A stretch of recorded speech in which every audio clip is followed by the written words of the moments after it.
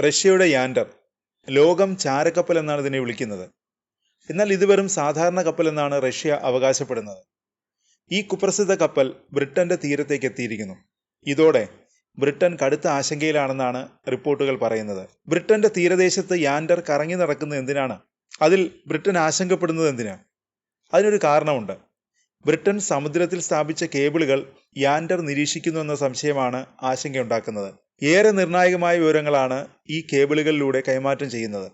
അതിനിടെ royal air force നിരീക്ഷണ വിമാനങ്ങളുടെ പൈലറ്റുമാർക്ക് നേരെ യാൻഡറിലെ നാവികർ ലേസർ രശ്മികൾ അടിച്ചു എന്ന റിപ്പോർട്ടും വരുന്നുണ്ട്.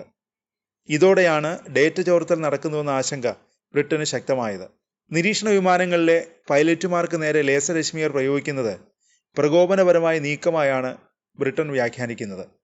അതീവ അപകടകരമായ നീക്കമാണ് റഷ്യൻ കപ്പലിലെ നാവികർ ചെയ്തതെന്നാണ് ബ്രിട്ടന്റെ ആരോപണം. ബ്രിട്ടനിൽ ജയിൽ ശിക്ഷ ലഭിക്കാവുന്ന കുറ്റമാണിതെന്നാണ് പ്രതിരോധ സെക്രട്ടറി പറയുന്നത്. ഞങ്ങൾ നിങ്ങളെ കാണുകയും നിങ്ങൾ എന്താണ് ചെയ്യുന്നതെന്ന് അറിയുകയും ചെയ്യുന്നുണ്ട്. തെക്കൻ മേഖലയിലേക്ക് കൂടുതൽ യാൻഡർ സഞ്ചരിച്ചാൽ നടപടി ഉണ്ടാകുമെന്നും ബ്രിട്ടീഷ് പ്രതിരോധ സെക്രട്ടറി റഷ്യയ്ക്ക് മുന്നറിയിപ്പ് നൽകിയിട്ടുണ്ട്.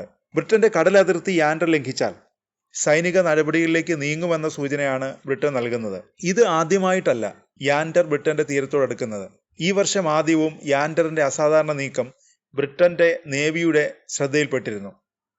കടലിനടിയിലൂടെയുള്ള ബ്രിട്ടന്റെ എല്ലാ സുപ്രധാന കേബിളുകളും പൈപ്പ് ലൈനുകളും കണ്ടെത്തി മാപ്പ് ചെയ്യുന്നതിനുള്ള ശ്രമമാണ് റഷ്യ നടത്തുന്നതെന്നാണ് ബ്രിട്ടന്റെ നിഗമനം.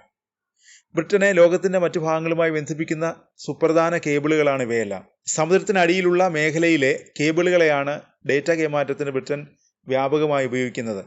നോർവേ അടക്കമുള്ള രാജ്യങ്ങളുമായി ഗ്യാസ് പൈപ്പ് ലൈനുകളും ഓയിൽ പൈപ്പ് ലൈനുകളും ബ്രിട്ടന്റെ വടക്കൻ മേഖലയിലെ സമുദ്രത്തിൽ സ്ഥിതി ചെയ്യുന്നുണ്ട്. യാൻഡറിനെ വെറുമൊരു ഗവേഷണ കപ്പലായാണ് റഷ്യ വിശേഷിപ്പിക്കുന്നത്. എന്നാൽ റഷ്യയുടെ ആഴക്കടൽ ഗവേഷണ രഹസ്യ മിഷനാണ് യാൻഡർ ചെയ്യുന്നതെന്നാണ് ആരോപണം. കപ്പലിൽ അത്യാധുനിക ആശയവിനിമയ ഉപകരണങ്ങൾ സജ്ജമാക്കിയിട്ടുണ്ട്. ഇതാണ് ബ്രിട്ടന്റെ ആശങ്ക വർദ്ധിപ്പിക്കുന്നത്. മാത്രമല്ല, ആളില്ലാത്ത ചെറു അന്തർവാഹിനികൾ വരെ യാൻഡറിൽ സജ്ജമാണ്. ഇത്തരം ചെറു അന്തർവാഹിനികൾക്ക് വളരെ എളുപ്പത്തിൽ കടൽത്തറയിലുള്ള കേബിളുകളുടെ ലൊക്കേഷൻ കണ്ടെത്താൻ സാധിക്കും. യൂറോപ്പിന്റെ പല മേഖലകളിലും സമാന രീതിയിലുള്ള കടന്നുകയറ്റങ്ങൾ അടുത്തിടെ വർദ്ധിച്ചിട്ടുണ്ട്. സെപ്റ്റംബറിൽ റഷ്യയുടെ യുദ്ധവിമാനങ്ങൾ എസ്റ്റോണിയൻ വ്യോമമേഖലയിൽ അനുമതിയില്ലാതെ കയറിയിരുന്നു. ഇറ്റലി, ഫിൻലാൻഡ്, സ്വീഡൻ എന്നിവിടങ്ങളിൽ നിന്ന് യുദ്ധവിമാനങ്ങൾ ഇതിനെ പ്രതിരോധിക്കാനായും നിരന്നിരുന്നു.